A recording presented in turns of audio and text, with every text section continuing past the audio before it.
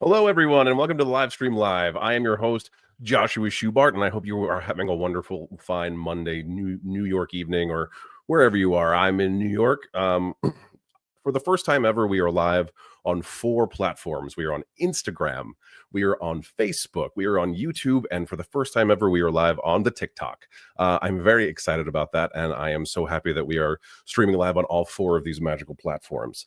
As usual, we are brought to you by Lucas Roasting Company. They are a wonderful New Hampshire micro batch coffee roaster. I've known them for years and years and years, and I love them very, very much. In my opinion, they are some of the best coffee in the country, and in fact, they just won best coffee in New Hampshire for the 5th year in a row. So you can use my special code, the live stream live, for 15% off your first internet order. That is either linked under the video, and if you're watching on Instagram or on the TikTok, it is in my bio. That is the live stream live, and that is Lucas Roasting Company, some of the best coffee in the world.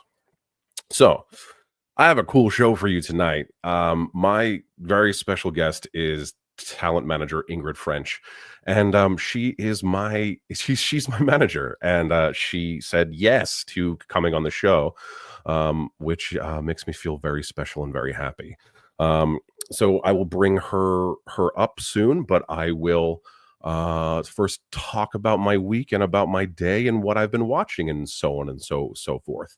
So also, there are multiple comment streams going on at the same time, so I'm going to try to see them all and field any questions or comments that you might have for me or have for Ingrid about the industry or about anything at all. Just as long as it's appropriate and not weird or hypersexual, we're going to have a great time. Thanks. So my oldest is currently dealing with some kind of night sickness.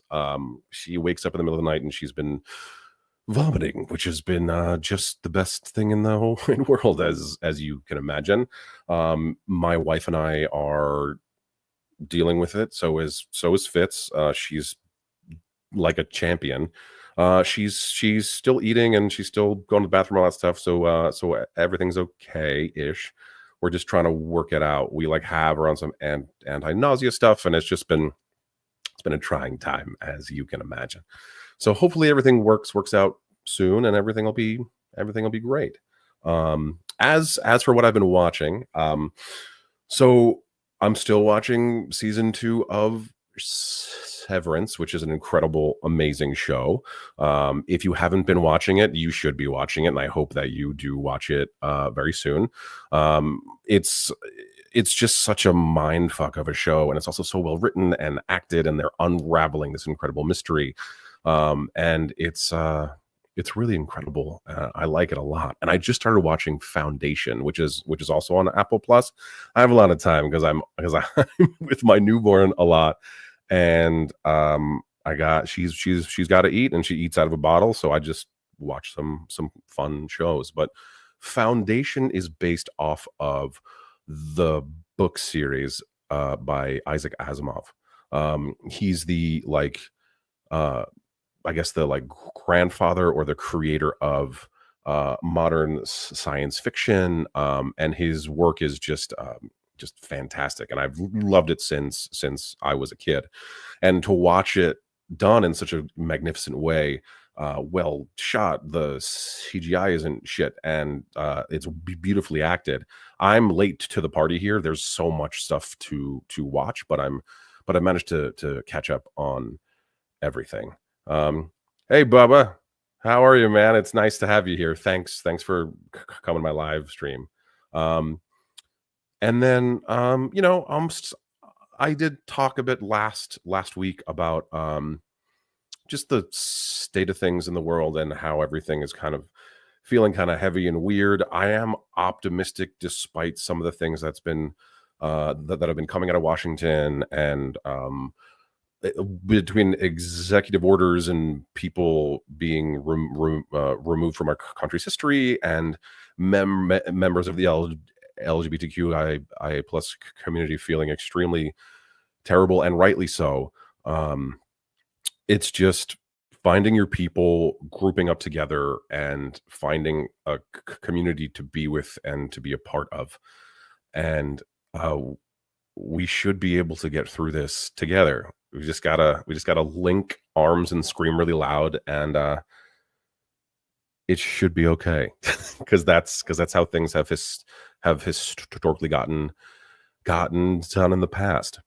Oh, I watched this movie, Trial by Fire with Laura Dern, and it's on Netflix now. It came out in like 2002 or 2003, and it's based off of a real story of a guy who is accused of burning his children to death using a can of gasoline in this town in Texas, and then he didn't actually do it, and the police just like pin it on him, and the DA just like pays off like a people. It's really fucked up, but it like happens a lot.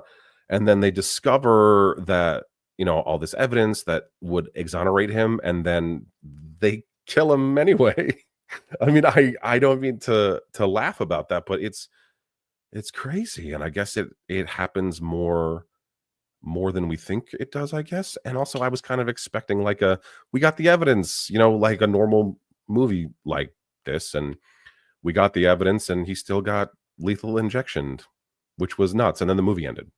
So while I was happy to see a film take a risk and not change the ending or to make it happier, I was very struck by it as a father, obviously, and then watching a father who hadn't burned his children then die for not doing that.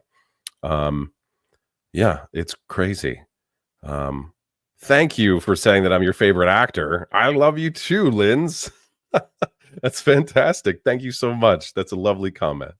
All right. I think that's all I'm thinking and feeling at the moment, and I've been watching. So look, I'm very happy to introduce my next guest. Her name is Ingrid French, and she is a talent manager. We've been working together this is our 10-year anniversary. And there's nobody that I've ever met that works as hard for people as Ingrid French. I count myself lucky every day that when I first met her, I told her exactly what I wanted to do in this industry, and she believed me. It was one of the most wild days in the beginning of my career when somebody that I really wanted to meet and work with watched me work, thought that I was good, and then believed me when I told her what I wanted and what my goals were. And then listened to me in her office for, I think it was like an hour and a half, where we just sat there and spoke about like what I hoped my career arc would be. And then she went about and we matched each other's energy, and we helped build my career to the point that it is right now. And I've had such an amazing career so far, and it's so far from over. And I largely have Ingrid French to thank for that. When you find people that believe in you and that are also your people personally, it's very special, especially in an industry like this. I call her like the kindest badass you will ever meet, because she is exceptionally kind and wonderfully caring and extremely empathetic. But when the time comes to negotiate your rate or your terms, she is psychotically badass, and she leaves nothing on the table. And I just can't wait for you to meet her. Hi, Ingrid. Hi, thank you. That's so nice. Oh, well, it's all true. It's all true. It's so true, Ingrid. I appreciate that. Oh man, it is. It's like so cool to work with people that you really like. And I remember meeting you and thinking, wow, not only is this guy talented, but he's such a cool guy. Oh, thank you. That's cool of you to say. Thanks. I love that. I love when you meet somebody and they're everything you think they're going to be and more. I am glad that I lived up to the hype that I that I projected, because I'll be honest, I've worked with quite a few people over the years, and even before I met you, I worked with three other managers, and nobody, I didn't believe anybody. Everybody just kind of was just like talking out of their ass, and you can tell it's just like a script that people say. And I met you, and I didn't know what to expect. I heard about you from other people. I heard that you were nice and that you listen, and I was like, all right, so maybe she just is nice and she listens, and then she goes home. but but that's all that I knew. And then our conversation was very specifically intelligent, if that makes sense. You were the first conversation that I had with a rep where it was like point counterpoint, and then we lost track of time, and then they made me leave the room, and it was just a wildly, like, it was like a chemistry read for like a TV show or something. It worked out, and it's been working out. Yeah, absolutely. It's great. I love it. I know. I felt the same. So you opened your doors in 1999, right? Yes, I know. It's been a while. Yeah, I mean, but that's also super impressive. It's 2025. You've made it through a pandemic and strikes, and you've managed to keep the same core people on your team. I mean, like Deanna, Tom, and Alexander they've been there for as long as I've been, and they're all amazing also.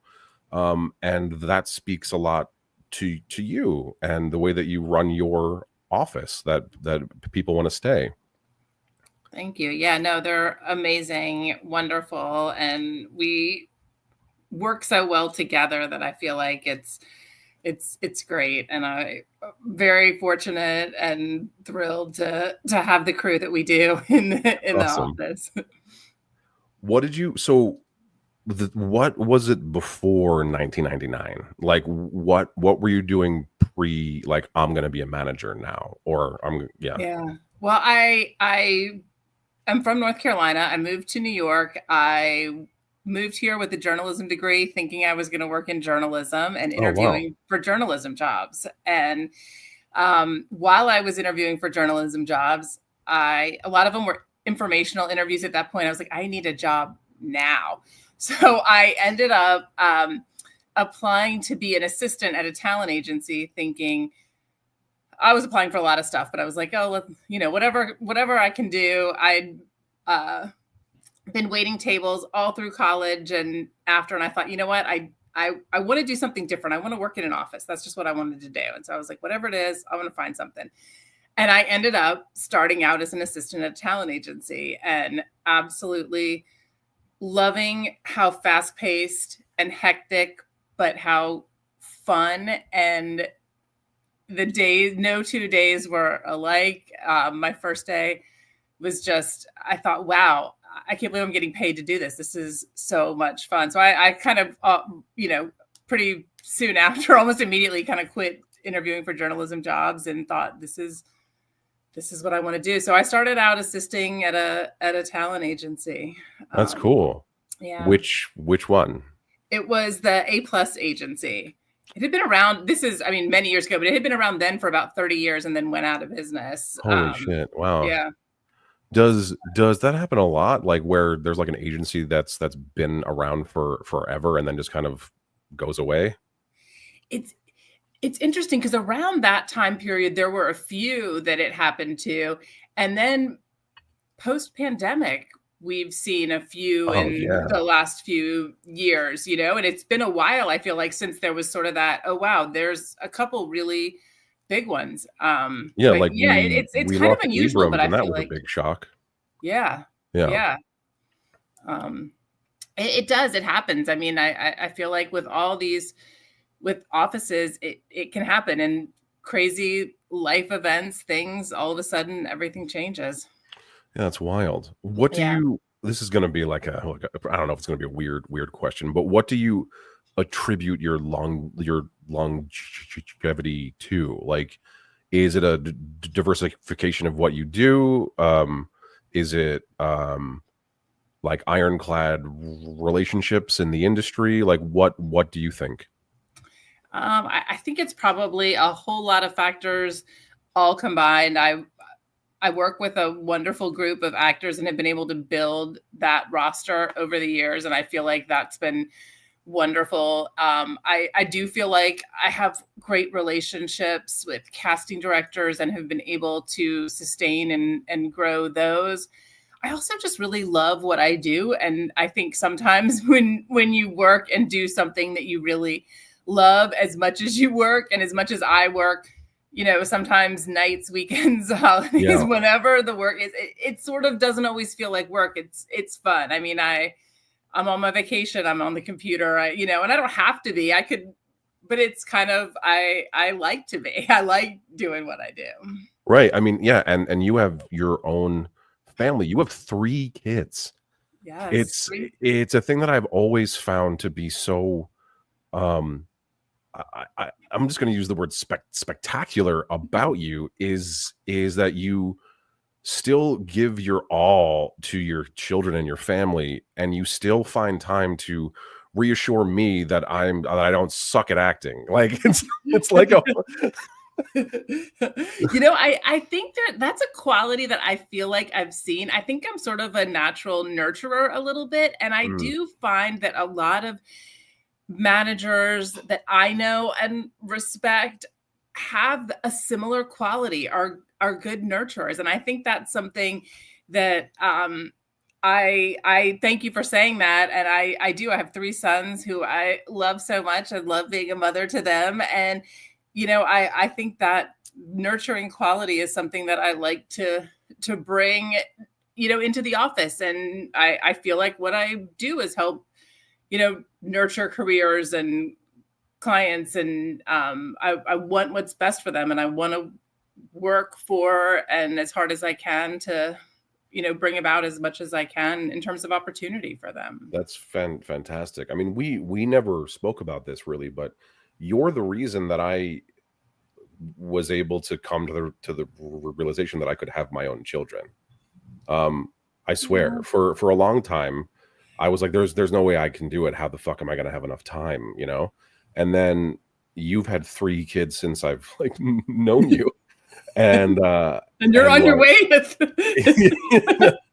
And you're catching up quick. Yeah, and then I was like, oh, I can do this. Like if Ingrid can have clients and get them work and help them and help me and have all this time to do it, then I can do it too. And then I did, and I realized that you don't have any fucking time. You just you just make it work. You just do it because it's true. Like you said, like you love it, and like you love it. Like this work is as important to me as is my family, and my family just enriches it all.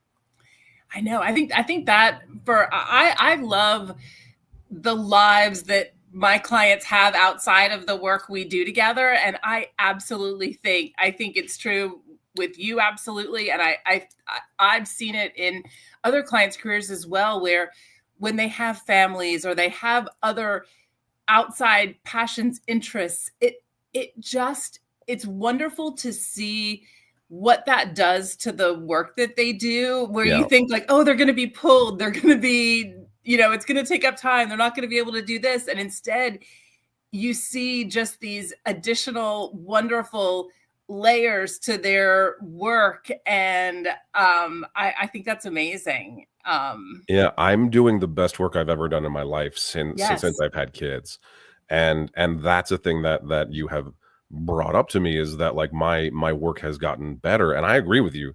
And I think a large portion of it is that I do have all this new like trauma and love and like all that stuff going on, but you just don't have time anymore. Like you don't have time to like question your choices. Right. So it's less like, oh, was that bad? Like it's like I don't have time to think about if this is bad. This first take needs to be good, or this take two needs to be the one, because my kid's gonna wake up and like ask for pudding. Like I gotta get this shit on. I gotta get this shit done. Yeah. Yeah. I was just having a conversation like that with my oldest son the other day, because he's taken on a lot with school and activities. And I was telling him, when I had kids working and when I was running the marathon, I think the more constraints and things that come in and take your time, sometimes the more you're able to do. And you think, how did I add this or this? And I'm getting it done. And you have to sort of really prioritize things. You have to make quick decisions. You don't have all the time to belabor certain things. You just gotta do it. And it's interesting how that works. It is. And it's also interesting how like, I've only added new things to my stuff since having kids, like more voiceover stuff. I have this show now that I didn't have before, just things like that. It's like once you get better at doing stuff, then things happen faster and faster. And then I find myself getting bored. Like I get bored. Like it was just me and the baby, because my wife took our oldest on like a special vacation to to Mohican Sun, so that they could go in the pool.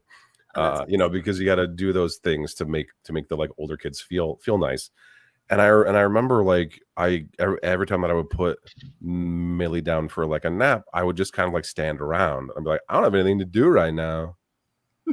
Like I wish I had something else to do. And so I just started to like write. I was like, I have a free 9 hours today. I'm just gonna start writing a script. Like you certainly you become like a master of time.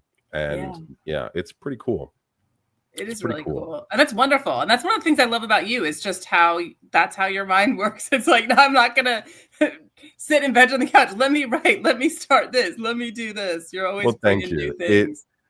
It gets a bit maddening for my wife, I will say, because she's just like, can't you just like sit down? And I'm like, I'll sit down and we can watch a TV show that like fits into my type and my branding and my vibe, so I can learn what it's like when I audition for it. You want to do that? And most of the time it's no, because she wants to watch like I don't know, like Top Chef, which I'll watch too. But yeah, like it's a constant like tug of war with like me, like, but this is good for work. And then she's like, but what about relaxing? I'm like, yeah. How do we do that? What's that for?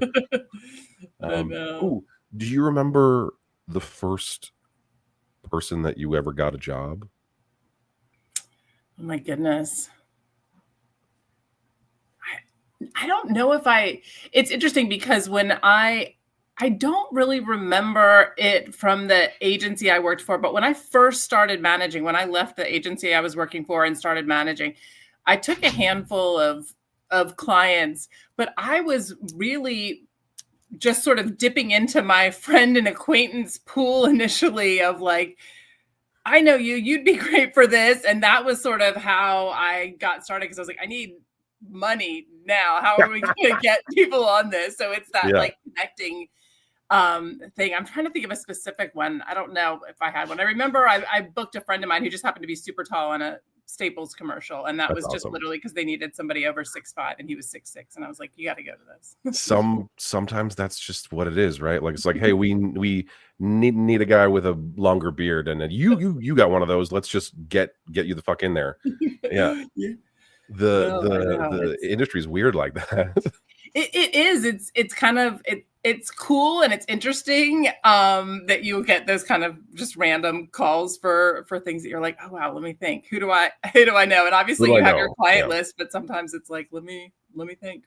But yeah, that was just, when I was very, very first starting out. But I'm trying to think of some of the big I don't know. I think one of the things that I always just think about is how different everybody's path is. Sometimes it's just like that. I need this person for this, and they audition and book something, and then somebody else, it's, we look back, and I think we've done this where we sort of look like, well, you did this, and then that person saw this, and then they called you in for this. And I think that's one of the things that I love most about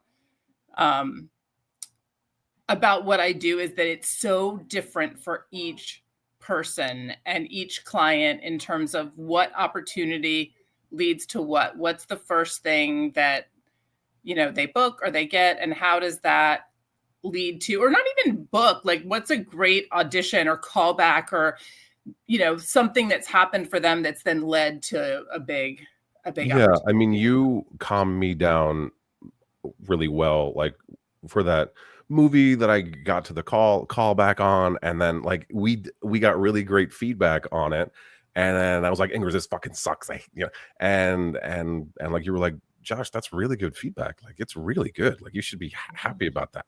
And I was like, I fucking know, like I know. I know.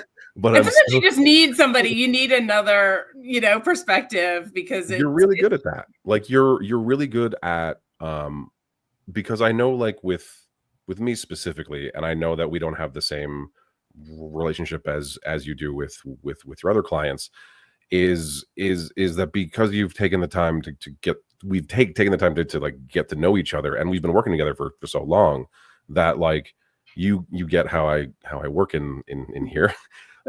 And it's just really, I need a person like you every once in a while, because I don't look for like reassurance a lot, and you're one of the few people that I know will tell me the truth. So like I know that if you say something's good or that's great feedback, it's not bullshit. So like if I'm feeling weird, I'm like, Ingrid, is this bad? And you're like, no, it's great. I'm like, oh, good, it's great. Like it's actually great, which is cool, because a lot of people will just lie to you. Yeah, they will. Well, and I always feel like that doesn't serve anybody. It's like we all want to do our best, and as a manager, I always want to make sure you or any client is doing their best work, putting their best work out there, and absolutely encourage. And then if there is anything, feedback wise that I get for somebody, I'm always going to share that, because I want them to,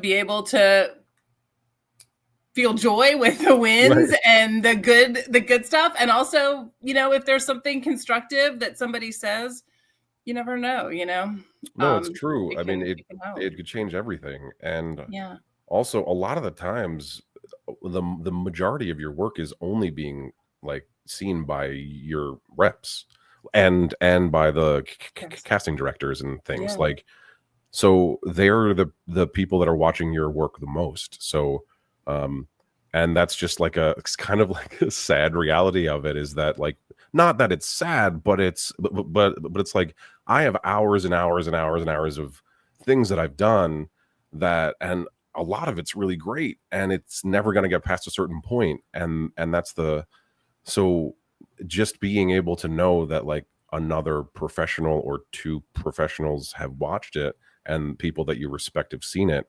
that becomes the thing that's the win, right? Like it's absolutely like you move past this, like the booking is I booked it so it's good. That's not true. Like you could have booked it for some other reason, like not because of your audition, right? Absolutely. There's so many things that come into place that I feel like you can never really get, it's almost a distraction to think like, why didn't I book it? Why didn't I book it? It's the work. And you're somebody that enjoys the process. And I love that. I mean, you're excited when you read the sides or you read the script. Yeah. And, I think I'm that way too. When I read a great breakdown, or when I look at great sides or read a wonderful, script, it is exciting. I feel like that's what, I think that's also, for me, that's my journalism background. I love great stories. I tell people all the time now, I'm not necessarily telling stories, but my clients are telling stories. And so the journalism part of me that has always loved storytelling, I feel like is alive and well. And my clients, I don't know if that's true though, because you specifically are placing people into a story that that they can tell, right? So it's part of the process. Yeah, right? It's very symbiotic in that in that way. Like when we first started working together, my awareness for what I could do was pretty narrow, and you were like, you can also do this, and this.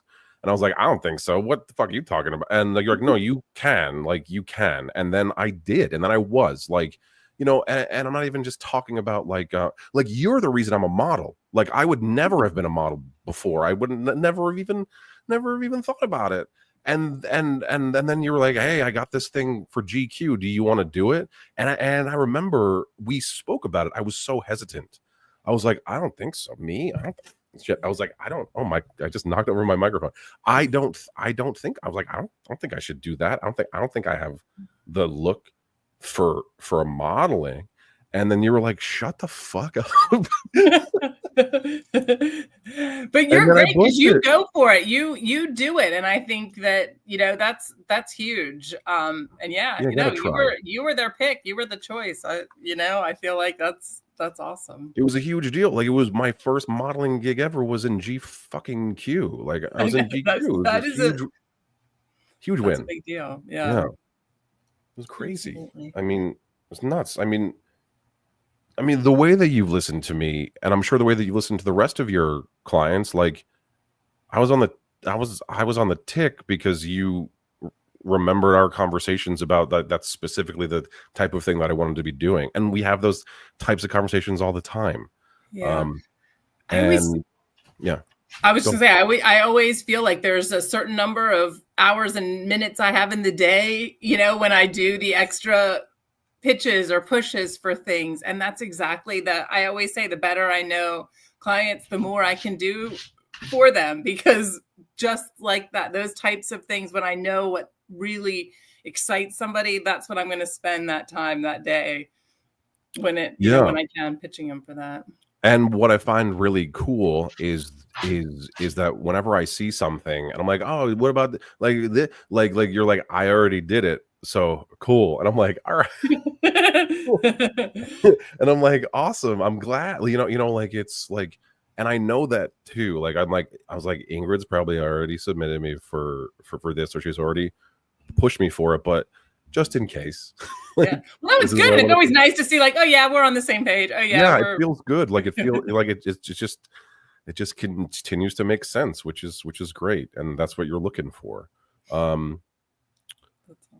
Did it start off? I'm just gonna jump. Did it start off slowly? Like, was it a slow burn for you when you opened up in 1999, and then it just because now, like, people are like bothering you like crazy to like work with you all the time. Like, I have people asking me questions about you all the time, being like, so how do I get with Ingrid? And I'm like, I don't know, submit to her. I'm not gonna use up all my like referrals on everybody, you know, like, but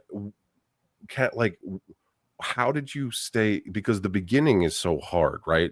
It is hard, but I thankfully I did bring, when I started, relationships that I'd already been able to cultivate and have with casting directors, so I could make those calls of, hey, I'm going out on my own, you know. So that was wonderful. But it is, I mean, it was just me, and so, you know, there's work that has to be done to, you know, when you're at an agency, there's just so much that comes in because it's an agency that's been around for 30 years. And then when you start off on your own, you're sort of, you know, one, making sure everybody knows where you've gone and what you're doing. And at the same time you're doing that, making sure you've got the calls coming in, then it's like, okay, now I need to really develop my client roster, because I need to have the people when I'm getting the breakdowns and the things that, you know, can fit it. But you always want the right clients. I mean, I always say, like, I want to be as professionally passionate about the clients that I work with and for as I can be, because that's what's exciting to me. When I meet somebody, when I look at their materials, I think to myself, I'm going to be emailing this person, talking to them, texting with them, pitching them, talking about them to casting people. And is it somebody that I'm excited enough about and want to do that? And do I believe in them and their work enough to to do that. So it's a little bit of, it was a build for sure to, make sure that I was adding on the clients that I really believed in and was passionate about. And also, continuing to nurture the relationships that I had with casting directors and always looking to add to that. And so, yeah, it's a balancing. So is that why you chose management over agency, because you wanted to have a more personal look? Just so people don't know what is the difference between a manager and an agent, Ingrid? So, that's one of those questions. If you ask 10 people, you get sort of 10 different takes on it. But I think that as a manager, you work with your client in everything they do. And in addition to submitting them for projects and pitching them for things, you're also working with them, kind of in everything, giving advice and recommendations. And so you can, as an agent, and with a lot of agencies, although there are boutique agencies where it's a little, different or smaller, but with a lot of agencies, you have such a huge client list that you just don't have the time to, have that personal relationship and attention with clients sometimes. And I think that was something that was really important to me. And also, I really enjoy working. I like the holistic approach and working with an actor that I feel like you can have as a manager, where you're working with them in all areas of their career. You're not just, as an agent, you might be a theatrical agent or a commercial agent, or you have oftentimes a specific area. And then within larger agencies, as an agent, you may only work with a certain set of casting directors. You're not covering all of it. And so I think for me, I just wanted to work with my clients in everything, and be a part of all that they were doing. And that's what was really interesting to me. And I think even when I worked at an agency, there never seemed to be enough time in the day to do everything you want to do, with and for a client. And that happens as a manager too, I'm sometimes. sure. But still, yeah. I feel like I found that the style in which I like to work, I felt like was more the managerial style of just really getting to be on the journey with the client and then partner with different agents and, be a part of that building of the team for them.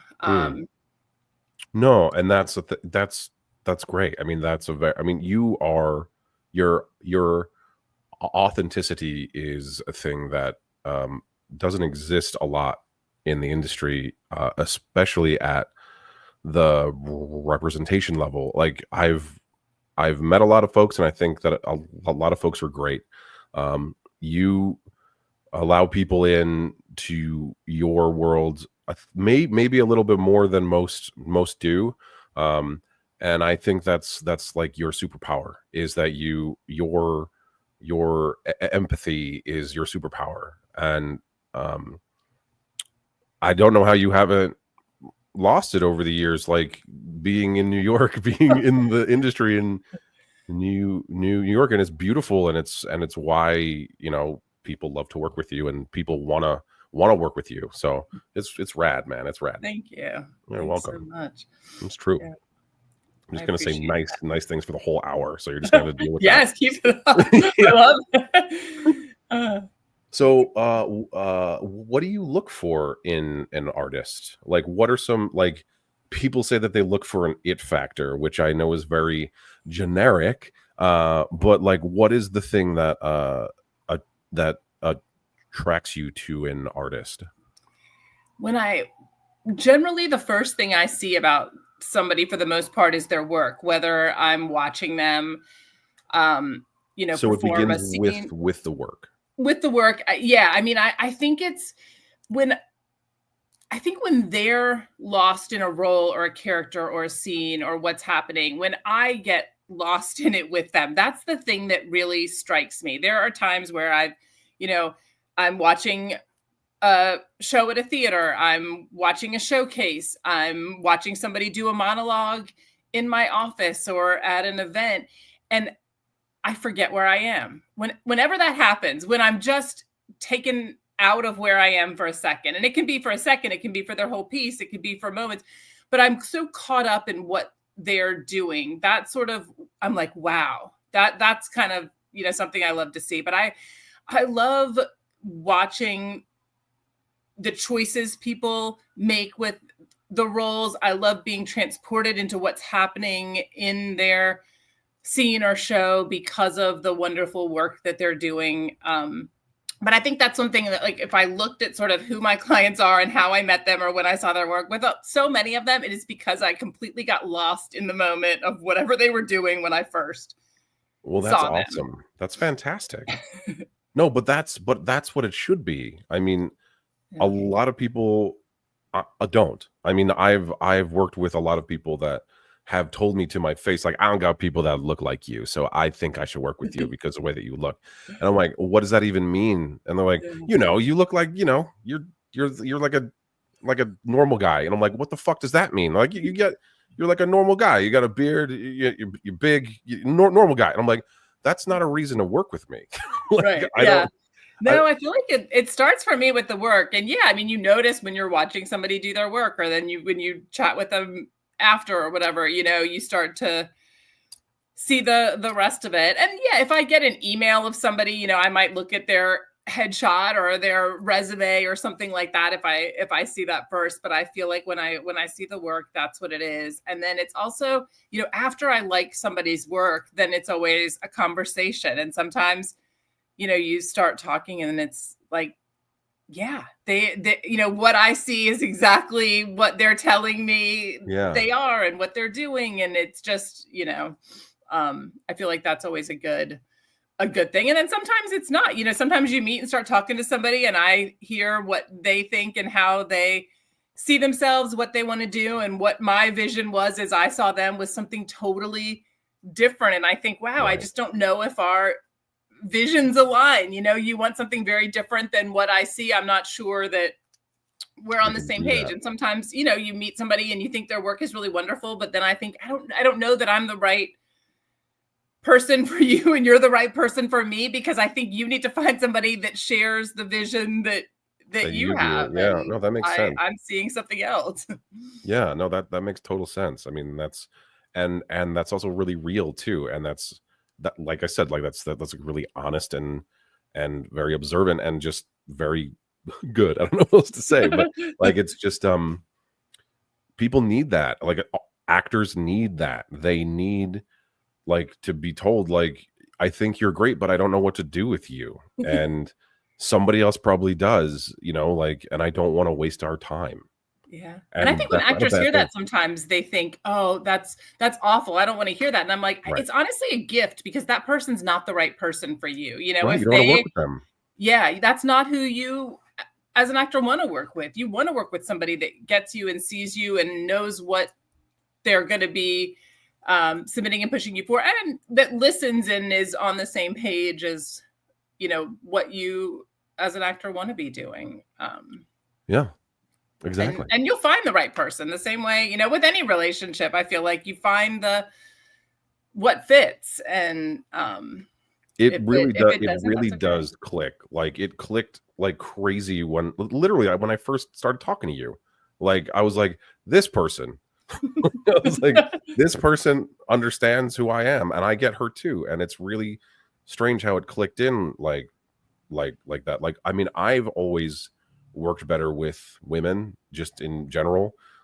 It's just, I feel like women just know more than everybody else. And it's why most of my team is women, just because, like, I actively seek out women to work with. I'm sure it has to do something with, like, my past or something like blah blah blah, but like, or I'm just a big feminist and I like to work with work with that might be it too. Yeah, you're fully surrounded.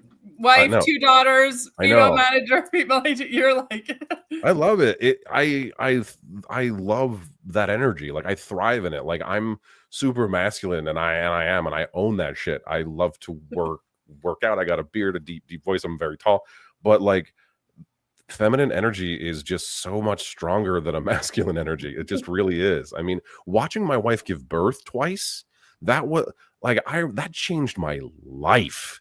And I like, and not in like a weird like way that like men say they're like, oh, that fucked me up forever. No, like watching her do the most powerful thing that you can possibly do in our species was life altering. It made me realize how weak and shitty I am, but in the best possible way. Yeah. You know, like I would never be able to do that ever. I know that. Like if I had to birth a human, I would just be like, I'm just gonna die. I'll just go die. I can't do that. But she did it twice, and both times she was like, that was fucking awesome. Like literally, like she was like, I did that. I fucking did that. And I was like, you did. You did one of the hardest things I've ever seen, and you're walking around. You know, you did it 3 times. It's wild. It is. It's amazing, and it's so cool. That's so cool to hear. And also, women have been through so much more just in general than I'll ever go through. Like I've been through a lot in my life, but I'm still a man, right? So, I mean, just a woman having to get to a certain place in any career, in any profession takes longer. There's more obstacles, and you have to be just on top of your shit. So I think that's probably why I like to work with women too, because like if you're doing it well, then you're a powerful, no nonsense person, but you're also very kind. So it's awesome. It's just a whole thing. Like you're so badass and you're so kind. Like I said in the beginning, but yeah. Thanks so much. You're welcome so much. Is there anything that's like a absolute deal breaker when it comes to meeting someone or working with someone for the first time, other than the obvious, like they're psycho, they sexually harass you, they like other than like you're maybe don't align with the same vision? Like what's the thing that kind of like is like, I don't think we should do this anymore? You know, I think some of the things I look at the way people come to me, if they write me an email, if they not so much these days, but like before the pandemic, you know, people might stop by the office or, you know, you meet somebody, and sometimes the way people present themselves, what they put forward, how they are in dealings, I just feel like it's not, I don't think it's somebody that I would want representing me, my office with casting. Like what I'm seeing of them is not something that I would trust or want to send out or in front of people or to a set. And, you know, I think over the years, I learned over and over again in this business that people want to work with cool people. You know, I want somebody that when I recommend them, when I pitch them, I can fully and wholeheartedly say, which I do about my clients, you're going to love this person. They're a wonderful person. Like, yes, they're a good actor, but that's sort of, you know, that's the standard. Like that's the minimum. Like you got to be a wonderful baseline. Yeah. That's your baseline. And then, but you want somebody that you want to work with. And, you know, I think casting directors want that. And that's something that, you know, casting directors will talk to reps about. And I'll say that to somebody. I say that when I pitch clients to agents. I say it when I send them to casting people. And I know from talking to casting people, they're doing the same thing to the rest of the team, you know, to the producers and the director. You know, it's like everyone asks people, tell me what's the person, you know, what do they like? And so it's at every level, like you have to be able to sort of sign off on the people. And, you know, so I always want to make sure. So that's something that if I just don't feel like there's somebody that I could really recommend, you know, and people have different personalities. There are definitely people that are more difficult than other people. There are people that have, you know, different demands or come from different backgrounds. And so that's not to say everybody has to be like happy, joyful, and, you know, whatever. But I think, you know, that some people work in certain ways and different than other people, but ultimately you want to recommend people, and I do, that, you know, you feel like are going to be adding value to the sets and the rooms and the, and it is such a collaborative process at every stage. And I think, that's something that I look for, is people that realize that they're part of a team. It's not a, one person. I really do. That's the thing that I feel like is super, super important. Like all of that, what you just said, is that it really is one big giant pile of relationships, and you have to cultivate and be a part of relationships with so many people. And you can't, like, you just can't be a weird fuck. Like, you really can't. Like, you genuinely have to care about the people that you're around and working with. Like, that's what I feel like is so interesting and so unique to our industry, is that, like, we all genuinely care about each other. Yeah. To a certain point, right? Yeah. Like, I've never come to your apartment. I've never met your family. Like, we've never had like a personal chat on the telephone where, like, we've just called each other and talked about, the OC or some shit, right? Like, but we've certainly gotten to know each other. I've gotten to know casting directors as people, and we know things about each other that are on a personal level that, like, it's like an appropriate level of personal intimacy that lets us all coexist in this, like, art pile. I don't know what else how else to say that, right? Yeah, Like, absolutely. Yeah. and if you're like the weirdo at Thanksgiving, nobody's gonna want to work with you.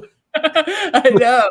And when auditions were in person, everybody sort of got a little bit of you got to sort of see how people were in the room, how they treated, the person at the front desk, how they did, just sort of the dynamic of the energy somebody has. Right. And it's different, over self-tape and virtual, and you don't get that. So I think that's where everybody depends even more on sort of that, vouching for people and I can't imagine what it's like for the new actors now. Like, thank God I met as many people in person as I did when I was doing when I was like lighting myself on fire, meeting every fucking casting director in the world. But if I didn't do that and the pandemic, like, no one, God, fuck, like, just seeing people on tape and not knowing who they are, and then no one's asking for like a personality, like, snippet or anything to do, just like talk about your dog or whatever. Like, no one's doing that. I feel like they should like be like, talk about anything for 30 seconds. Yeah. And see what that's like. But I know. It's funny, though. You know what I think, though? I do think you can tell about people in their slate. I think you can tell a lot about people even when they just slate their information. I think so too. I do also try really hard to, like, put me in my slate. Yes. And I think you should. Like, so people say, casting has said in the past, and this was pre-lockdown, that it's just information. Don't worry about it, and that's your slate. And while that's true, you're absolutely right. Like, you can tell about a person how they slate. Like, if you're all uptight and shitty in your slate, but you have a good scene, they're gonna be like, why is that person so fucked up in their slate? It's true. And some people are, just kind of like, they're all business in their slate, and you get a sense of their personality. Like, you know what? They get right to it. That's them. And some people are like cracking jokes in their slate, and you're like, you know what? They just can't contain it. That's like the personality, and not in a bad way, but like, I just feel like you'd get a little bit of a sense of something. Yeah. You get the essence. Yeah. Yeah, and I think that's important, and also why people shouldn't freak the fuck out so hard about slates. Like, people stress out about slates. It's like, just say the things. Just say put your hands up and be stupid. Like, just do the stuff. And it doesn't matter if you're perfectly in frame. They don't care if they can see your ab machine in the corner. Like, just do it. It's not your audition. Just, hi, I'm Josh, I like eggs. Whatever the hell, Whatever you had to say. Yeah. But I mean, like, the state of the industry has been weird since the lockdown. I mean, just, we were talking about this earlier in the pre-show where it was just us, just about the state of the industry and how it's been more slow, in general.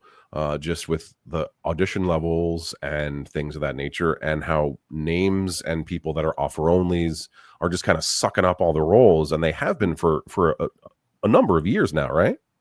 Yeah, I mean, when there's less production or when things are a little slower, the roles that are available, if people aren't as busy, we see things go out as offers or short lists go out, and that's who is considered for something. So that comes down, and we see less auditions happening for roles. So it definitely has felt like things are slower. And yeah, I mean, the pandemic and then strikes and then And the fires, wildfire. Yeah. So it's just there's been a lot, and I think for a lot of actors, for a lot of agents and managers, for a lot of casting people, a lot of conversations that I have are everybody loves the business, wants to do it, but it can be tough because when it's not busy, we all are like, oh yeah, come on, what the fuck? Yeah. Well, because it's hard on everybody, right? Like if there's not stuff to do, like if there's not things to cast, if there's not things to put out a breakdown for, then the money for everybody is not happening. Like people think that like it's just it's just on the actors, like they're the ones that are like getting monetarily screwed, and it's like there's a lot of people, like there's a whole ecosystem. It's the agents and the managers and the casting directors, crews, writers, directors, like everybody, like the whole ecosystem is getting like a little fucked right now, and has been for a bit. And we're hoping that it's supposed to start to uptick in the next couple of months. I mean, like we're supposed to go into episodic season, but like there are no seasons anymore, right? Yeah. Streaming's changed everything. It doesn't really follow the traditional network seasons anymore, which can be good because I guess in some ways, if then it wasn't busy by a certain time, you're like, it's not going to be busy, we're going to not. But now it's like, well, it doesn't follow that. So it can, happen. New projects, pilots at different times of the year, episodic season can, so I feel like we can see busyness at different times. So that's good. So we can look forward, and I keep hearing, it's going to be getting busier. So that's good. And, I do think sometimes when it is really busy, and we know how that is when there's so much happening that it feels like I need to take a breath, and now we have like time. And so there is time. And I think it's wonderful, when my clients have time to, to write, to work on their own personal projects. And I know for me, there's things that I like to do that I feel like fuel my creativity. And I think we all need that in this business too. And so when you can, use the time not to stress, but to just be, and, I think that's productive too. I think that's why I'm always trying to do something, is because like if I don't, I worry, like I get worried, and I'm like, oh my God, like what am I gonna do? Like this is because I'm bad. Like this is because I have a bad look. This is because I'm whatever, and which is not true. It's all crazy, like I've got a great resume. I've had a great career so far, and it's not the end. It's it's just going to keep getting better and better and better. And I know that logically because of all the work and all the foundations and all the blah blah blah blah. But your mind just goes like, I'm gonna fucking, and so if I can refocus that into other stuff, it certainly does help. And you're right, it only adds to your work moving forward. It's enrichment, right? That's what it is. Yeah, I know. And even you've been reaching out to people that and I think that's wonderful. That's when things, when there's quiet or when things are a little slower, I think it's a great time to like connect with people and see what they're up to. And I feel like we all do that, whether it be over phone calls or emails of just casting directors will reach out to me and say, hey, what are you up to? Are you busy? And I'll reach out to people and say, I haven't talked to you in a little bit. What's happening? And I feel like that can be good too, because you sort of realize like, everybody's in the same boat. We all have the same ups and downs, but then also you get to connect, whereas when you're really busy and cast managers are working on tons of stuff and we're crazy busy on this end, you don't always have time to do that. So no, it's and nice you to have time can't, to do those and it can be an annoyance. Like you can be annoying absolutely. people, and that's the last thing that you want to do. Like I remember back when we used to mail people postcards and stuff. Like a lot of offices, they'd be like, please limit your postcards to like twice a year, and make sure that you actually have something to say to us. Don't just say like, I read a new book and it was really good. We don't care. We know who you are. Like, we don't need to know any of that stuff. And I feel like now that the postcard, like, who mails stuff anymore? Like, I remember even when we first started working together, like, I mailed you my headshots in a big manila envelope. I know. And then you were like, ooh, I need these. I know. Yeah. It's so funny. I mean, that's how, like, it used to be like piles and piles and piles of mail. Now I feel like it's the same thing. It's like piles and piles and piles of email. So I'm like one of those people that when I get the mail now, I'm like, oh, yay. I get to, like, it's so little actual mail. Right. You're like, oh, hooray. I can open this. Oh, that reminds me. I have to come to your office for that mail that got mailed. I know. Yes. I just realized that. So chat, people mail me fan stuff to Ingrid's office, and it makes me feel really cool. And there's something there. A person mailed me a Christmas present that I need to go see what it is. I hope it's not like a dildo, but yeah. I hope it's something cool. We'll see. I've got it waiting for you. We'll see. It could be something I don't want to look at. No, but yeah, we'll work that out. Anyway. Okay. Well, it's been over an hour, Ingrid. Well, this has been fun. That flew by. Oh my goodness. Yeah, it goes fast, and like, especially when you're having fun and it's a good conversation. Let me see. I like to end on like a final question. Let me rack my brain. Where do you see the management company in the next 5-10 years? Where do you see yourself? I think growing, but I feel like in a way that I think one of the things that I look forward to doing more of is working with clients and not only helping bring opportunity to them, but also helping to develop projects with and for them. And, at some point venture a little more into the production side as well. And that's just, it's something that I'm interested in. I feel like just as another way to help the clients that I work with. And so that's something that's on my radar. What are you looking to produce for that's a question for no reason. Well, I'm open. I'm thinking about, that it's just starting to sort of formulate of, I don't know.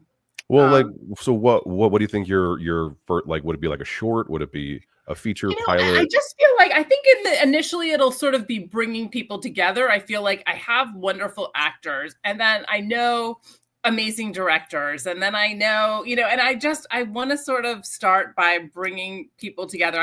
A lot of clients will show me their projects and things that they're doing and working on, and I want to start by connecting, really working more to connect the dots on some of those things. And I think just venture into really working towards bringing some of those about, because some amazing stuff crosses my desk, and I help in the ways that I do now, but I think with actual, my office working to produce some of those things. And we'll see what it leads to. I mean, and in like a creative role, like in an executive producer type of way, like how would in your beginnings of the vision, like what does that look like? Yeah, I mean, I think first working to bring everybody together in sort of like an executive producer kind of way. And then, working to help also, secure the funding and getting that together and helping clients with that. And so yeah, I'm open, to what exactly it's gonna look like. But that's just something that I feel like is on the horizon. We'll see. Yeah. Yeah. I mean, that makes sense.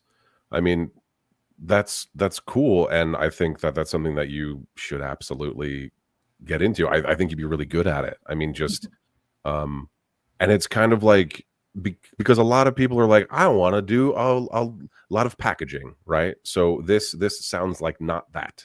No, yeah, it's slightly different than that. I think, I don't know. I feel like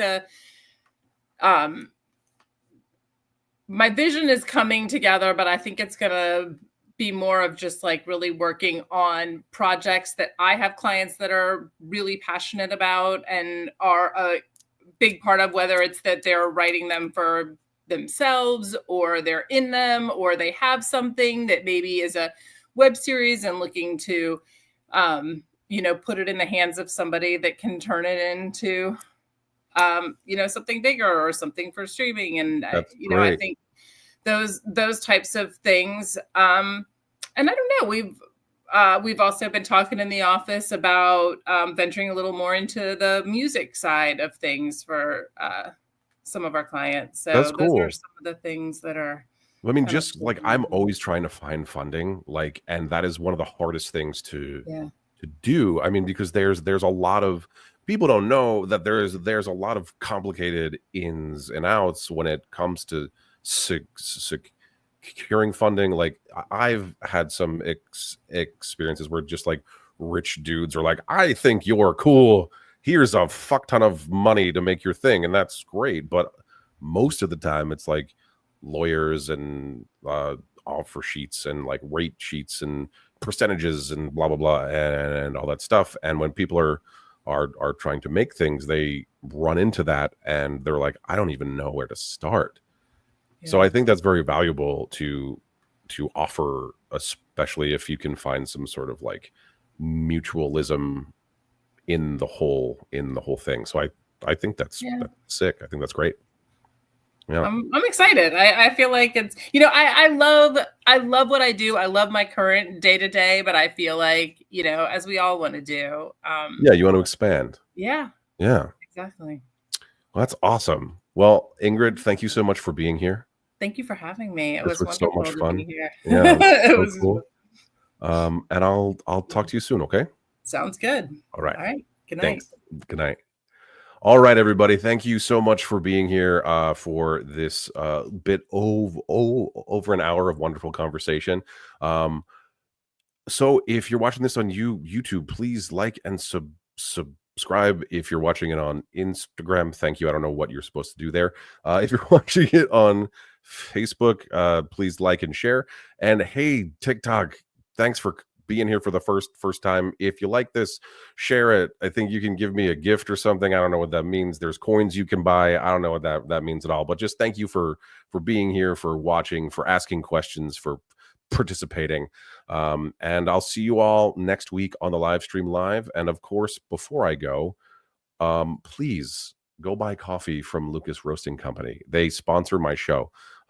It's an amazing family. I don't make any money from this promo code.